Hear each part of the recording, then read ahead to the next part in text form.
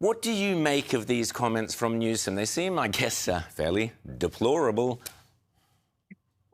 Deplorable is a great way to describe it. And Rowan, I'm not sure how much your audience knows about California Governor Gavin Newsom. I know him well, his policies well, because I lived in the state for several years while he was in politics there, and also when he was newly elected governor. This was the time when, he was asking people to mask up and closing down restaurants, yet he was eating at restaurants without masks on. So that's who we're dealing with here. And so, he thought he was going to go to Davos and take the spotlight. Instead, he ended up embarrassing himself. I mean, our Secretary Bassan, he completely wrecked him on the stage, calling him, economically illiterate, worse than former Vice President Kamala Harris, and that Alex Soros is his sugar daddy, and that's why he's there. I mean, it was pretty hilarious. And so we know why he's there, because he is one of the top contenders for the Democratic primary. Democratic primary voters are looking to him to potentially be the Democratic nominee for president. I don't think the majority of Americans want what California has to offer and what he's done to that state. They don't want that at the national level. And to me, again, it's astounding that he's even gallivanting around in Davos when he has a lot of serious issues to fix in California. Think about the homelessness crisis that they've thrown billions and billions of dollars at that they just can't seem to solve. Also, the Palisade fires that happened about a year ago. Did you know not one home has been rebuilt? So to me, it's just totally egregious that he's out there running around, being smug, rubbing elbows with world leaders when he needs to be at home helping his people.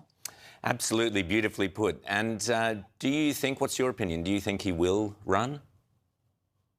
Well, it seems like the appetite's there. And if the appetite's there, people like Gavin Newsom, they're not going to reject power. So, I think this would be a great grift for him, even if he, didn't get very far. So I think he will run. And the reason why it's very obvious he's putting the signs out there is that he has focused his attention on President Donald Trump every single day. If you look at his Twitter feed, it's all just completely bashing the president every single day instead of focusing on himself and his state that he's leading.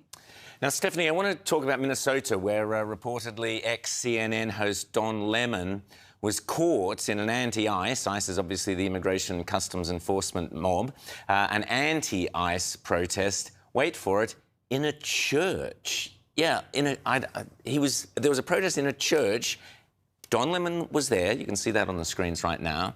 Well, a judge has reportedly declined to sign off on charges against Lemon, linking him with the protest. But Stephanie, just on a broader note, what does it say about the current state of things if we have these so-called activists protesting in the sacred area of a church?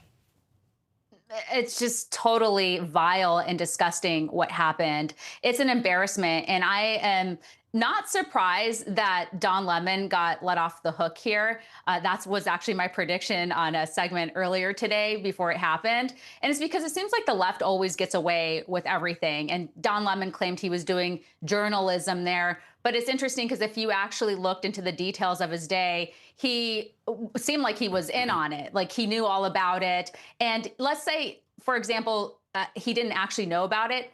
There was a point in time where he got to the church and he still had the opportunity to not go in. He should have paused for a moment and said, hey, you know what? Interrupting a church service, that actually might be illegal. So maybe we all shouldn't go in there. But instead, he let these people go in there. He went in there and then he proceeded to, slam the pastor with just absurd questions when the pastor was kindly asking him to leave and to stop making people feel uncomfortable. And I can't get the picture of the children sitting in the chairs, terrified, frightened by what was happening.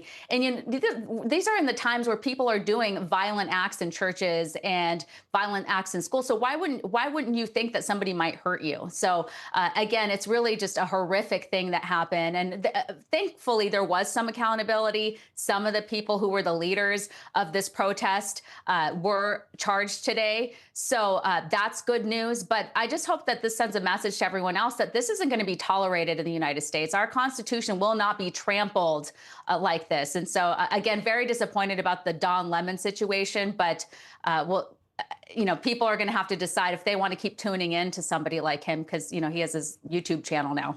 Yeah. Well, I'm never surprised by the depravity and the depths that the left sink to.